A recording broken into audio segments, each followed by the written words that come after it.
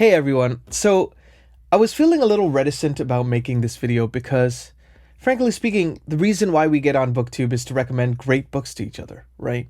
This whole community is founded upon that ideal. And I never like to be a downer on this channel. But I have started the channel a year and a half ago, and through that experience of reading many different great books, I've also read a few duds. So today I'm here to talk about my most disappointing reads since starting this channel.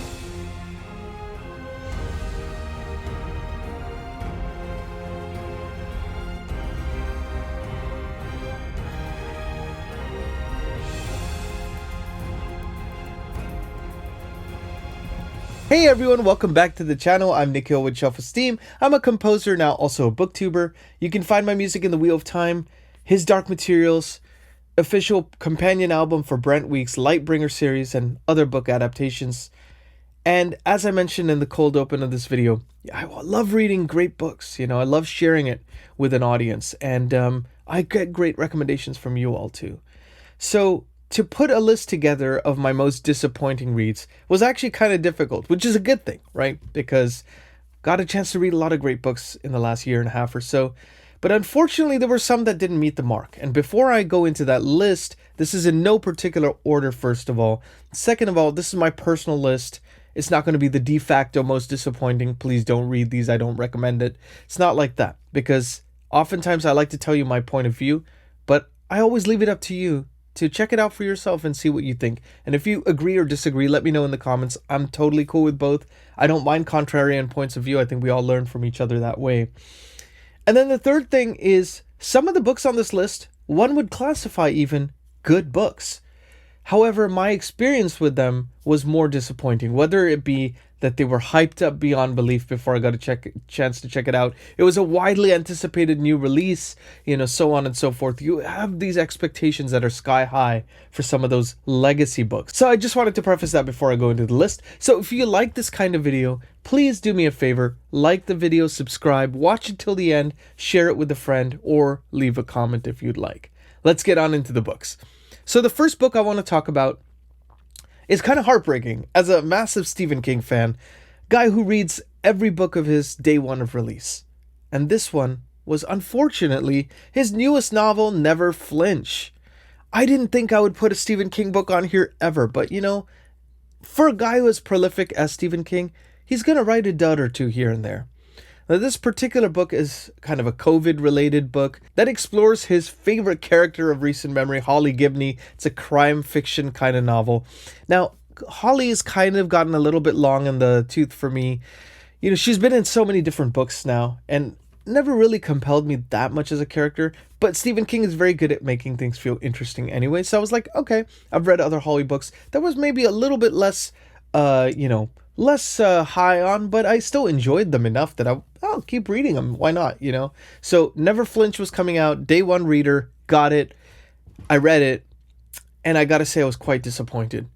I felt like the characters were way more stilted than in previous Holly Gibney entries and really previous Stephen King novels. Even the main antagonist in this book wasn't that interesting, and there was kind of a side tangent antagonist that also wasn't that interesting. It was very predictable in how it ended.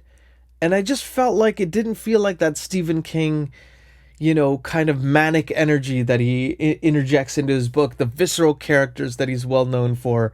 It just felt like a bland, watered down version of Stephen King. It almost felt like someone who was trying to be inspired by Stephen King but couldn't quite make it.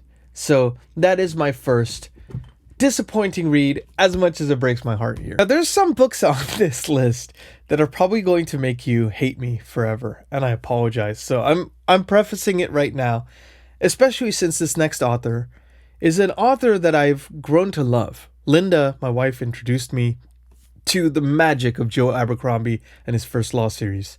So I was especially excited when he was coming out with a new book that wasn't in the First Law series, The Devils. Now, I started reading this, I ended up soft DNFing it, and I'll tell you why. I actually like the ragtag crew that Joe Abercrombie had assembled in this. I kind of like the focused narrative of all of them trying to meet a particular goal. I will say, though, that there was a lot of humor in this book, And Joe Abercrombie is really known for being the king of grimdark, but also he's very good at juxtapositioning humor in his characters. So on one hand, you'll see a torturer that used to be tortured, and then there'll be some funny kind of offhanded British humor comment. And that juxtaposition is really great. But at its core, there's a little bit more of a nihilistic take on things. Are we doomed to repeat the mistakes over and over again? That kind of a theme. So that part is not lost on me. The humor is never lost on me, and I love Joe Abercrombie's humor, typically. What I noticed in this particular book that was a little bit of a departure from his usual is it almost read like a screenplay. Like it looked like a book that he wrote so that it would be adapted. And lo and behold, it is now being adapted. But because of that, there was a lot of humor that I believe would translate really well on screen. If you've ever watched the movie Dungeons and Dragons, that kind of almost acerbic, witty, back and forth humor for the sake of the joke more than the sake of kind of the characters. That kind of stuff works really well in the film setting. It didn't quite work for me in the book setting. It felt like the humor was a little bit over the top. It was dialed up much more, and the heaviness was kind of on the back burner. So again, I think this is something that people really enjoyed about this book, but it didn't quite land for me. And again, it's not that I didn't enjoy the book. I did soft DNF it, but I do look forward to revisiting it at a time now with tempered expectations. But, expectations are going to be sky high for a Joe Abercrombie book. So I have to say I was disappointed, but, not to say that it is a terrible book or anything like that. But I just wanted to throw that out there just as a thought on kind of why it didn't quite land for me. Did you like The Devils, by the way? Let me know in the comments. I would love to know what your thoughts were. And maybe I'll change my mind, try again. Sometimes second time's the charm. Third book I want to talk about is a book that I read earlier this year, actually, in 2025. This is a new author for me. An author I've been trying to branch out a little bit more in my kind of sci-fi and horror. And this particular author, named Philip Fracassi, wrote a book called The Third Rule of Time Travel. I was very excited about this because I heard about it from numerous booktubers who were reading it, and it's kind of got a time travel story with some specific laws that are, not made to be broken, or are they? And so it seemed like it would be right up my alley. I've become a big fan of Blake Crouch lately. It seemed like it was in that echelon. What it felt like to me personally reading that was it was a little bit predictable where the characters end up. It was kind of like you already knew by the first third where this book is going to go, and it met those expectations, but it didn't exceed them. I also felt like it was a bit more of a watered down approach to a Blake Crouch style novel. Blake Crouch is famously, considered like a modern day Michael Crichton. He injects science into his science fiction, and yet he makes it accessible for the masses. And Philip Fracassi does that too in this book, but I think it was a bit too accessible, if that makes sense. You didn't really feel like you had to work for anything. It was a good beach read, but nothing more. So that was unfortunately a disappointing read for me. All right, speaking of new authors for me, I decided to try sometime last year, can't quite remember when, an author named Joe Nesbo. Now, Joe Nesbo writes horror novels. I've been wanting to expand beyond the Stephen King usual suspects, so I decided to check out a book called The Night House. Now, I believe this is one of his newer works. Boy disappears in a telephone booth, and a mystery unfolds. Sounded really actually interesting. Kind of felt like, maybe Black Phone by son of Stephen, Joe Hill, meets some kind of Stephen King coming of age story. But, really a third of the book, the first third of the book was actually quite interesting. And then it just fell flat. And I noticed this a lot in plot-driven novels, where the plot is intriguing, the log line of it it gets you into wanting to read it. It's like, oh, I got to check that out. That seems really cool. And then, it just kind of falls apart from there because the foundations aren't really strong, meaning foundations being character, the world building, the setting, and so it just, by the end of it, I just didn't care what happened to these characters, which really sucks because seemed like a really interesting premise. And I was looking forward to seeing how things would turn out, but unfortunately it was not to be. Have you read Joe Nesbo? Are there any other recommendations, for this author that I should check out? Let me know also in the comments, because I never say one and done. I always like to give an author a second chance because, hey, maybe I am a different person when I read it, right? The book is going to be different. So I always like to try again if at first I don't succeed. Giving another first-time author for me There's a lot of first-time authors on this list, actually. Not first time as in first time as their writing, but first time for me reading them.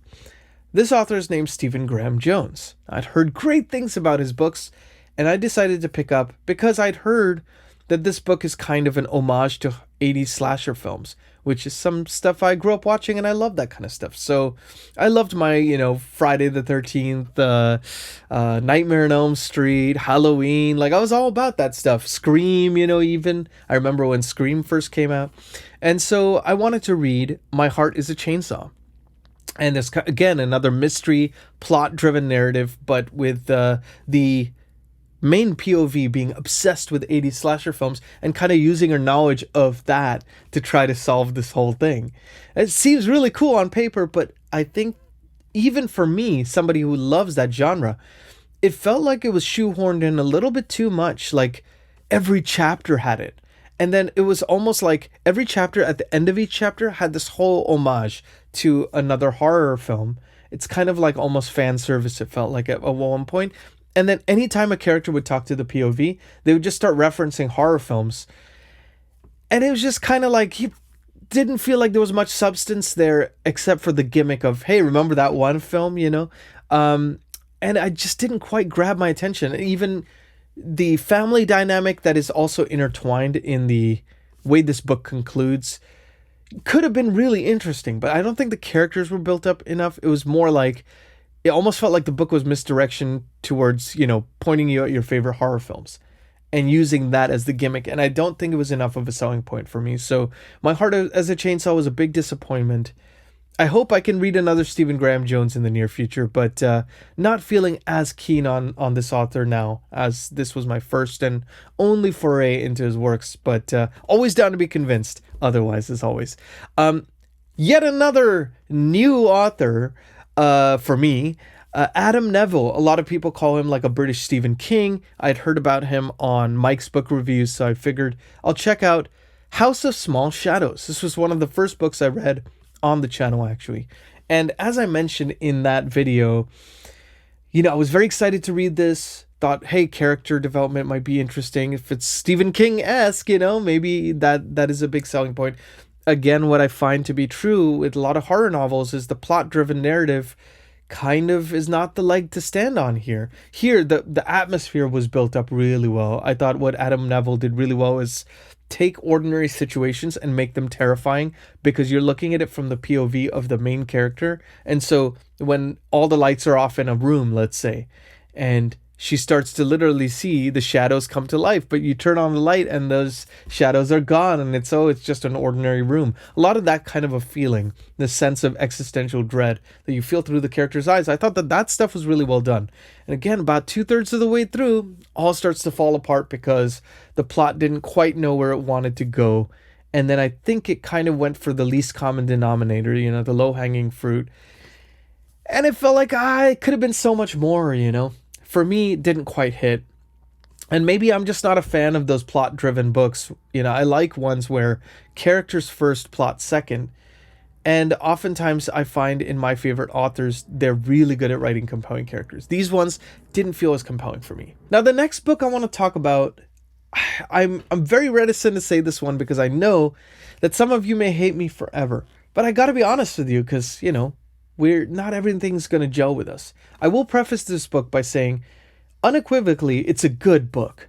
No one can say that the writing isn't beautiful, that the characters aren't great. It is known as one of the pillars of modern fantasy, and for good reason, I would say. However, the amount of hype that is surrounding this book is astronomical, and I don't think there's very many books that have this kind of hype attached to them, and therefore, it's going to be very hard to match up to that hype. And for me, this unfortunately fell short of that hype. This is, and I'm sad to say it, The Name of the Wind by Patrick Rothfuss. Now, Kvothe's character is very interesting. I really did like how he started off with this narrative and you kind of see him recounting his life story, but you also know he's an unreliable narrator. So even when he's building himself up in scenes, it's maybe not quite the same as he told it, right? The writing of Patrick Rothfuss is beautiful. There's no question about all these things. But then, before this, I had read a series called The Sun Eater. And one thing I really loved about that was, again, character relaying their life story. The writing is beautiful, but the character is so much more morally complex. And you understand different sides of them even being unreliable. I felt with Kvothe, he built himself up so much throughout the novel that I found it a little bit harder to care about the stakes, if that made sense. So even when he's the victim in certain scenes, it was just kind of like, oh man, that really sucks for Kvothe, what he's going through. But I don't know that I felt as compelled to keep reading. He was going from inn to inn at one point, and it felt like almost vignettes of experiences.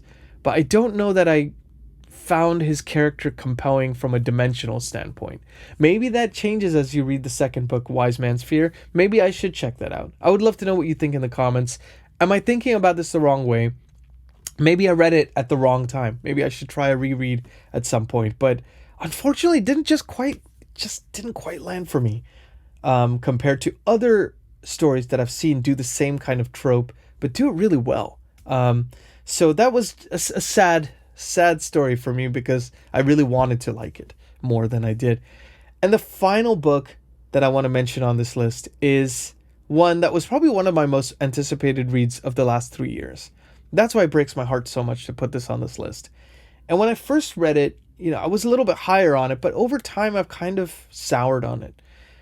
And that is Brandon Sanderson's final book of the Stormlight Archive, Arc 1, and that is Book 5, Wind and Truth.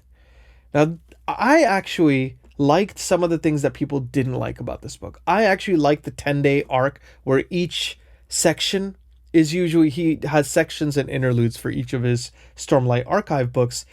And I actually liked that there were 10 sections, one for each day, leading up to this final confrontation between the big bad and the good crew, Kaladin and the crew.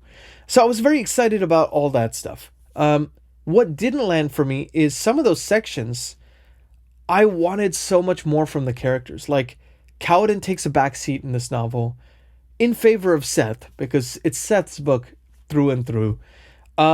I just felt like Seth's journey going from place to place with Kaladin in tow didn't feel that interesting to me. Felt a little bit long-winded. There were weird instances of modern language in this that almost felt like Brandon Sanderson was trying to cater to a particular audience, but it was like too self-aware, if that makes sense. Like, there would be a character that would say, "Oh, I'm his therapist." I'm like, I don't think they're therapists in this, fantasy world, so it would kind of take you out of it a little bit. There would be someone who said, "Oh, let's go kick some fused ass" or something. And it's just like, there was such great writing in the first couple books that felt like it belonged to that world. And he had spent 4 books really building up this world. Even Rhythm of War, I felt like built up the world so well. So when it came to this, I felt it was a little lackluster. There are a couple twists towards the end that I thought were great, but the actual definitive end of this book, it just felt a bit cheap to me. It felt kind of like almost kicking the can down the road when there could have been something definitive to close out that arc. And it left a lot of things unanswered that didn't feel satisfying for the end of an arc. Does that make sense? So I really wish I liked this more. It sucks. I hate being somebody who doesn't like one of my favorite series of modern memory, Stormlight Archive, the final book. I was really looking forward to it. I don't know how I feel about reading book 6 now, and especially after this 9-year break between the writing of book 5 and 6. It's just kind of like, I guess. I mean, who knows? Who knows where I'll be, mentally at that point that I would want to maybe still keep continuing on this. So I don't know. It just sucks when that happens. You build it up over books and then it doesn't quite work out. But yeah, what do you think about all these? I know there are some that are going to disappoint people, but I was disappointed too, let me tell you. So I just wanted to throw that out there. And I would love to hear your disappointing reads over the last year or so. If you have any, please let me know in the comments. I would love to hear from you. As always, thank you for watching. Thank you for bearing with my hot takes here. I'm Nikhil with Shelf-Esteem. Be good to each other. Be good to yourselves. As always, I will see you on the next video. Take care.